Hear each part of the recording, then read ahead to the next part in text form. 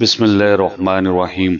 حضرت عبادہ بن صامت نے بیان کیا کہ نبی کریم صلی اللہ علیہ وسلم نے فرمایا، جو شخص رات کو بیدار ہو کر یہ دعا پڑھے، لا الہ الا اللہ وحدہ لا شریک لہ لہ الملک ولہ الحمد وہو علی کل شیء قدیر، الحمد للہ وسبحان اللہ ولا الہ الا اللہ واللہ اکبر ولا حول ولا قوة الا باللہ۔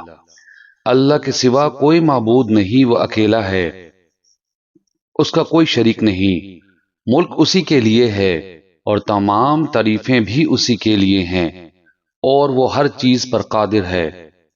تمام تعریفیں اللہ ہی کے لیے ہیں، اللہ کی ذات پاک ہے، اللہ تعالیٰ کے سوا کوئی معبود نہیں اور اللہ سب سے بڑا ہے۔ اللہ کی مدد کے بغیر نہ کسی کو گناہوں سے بچنے کی طاقت ہے نہ نیکی کرنے کی ہمت۔ پھر یہ پڑھے، اللہم اغفر لی، اے اللہ میری مغفرت فرما۔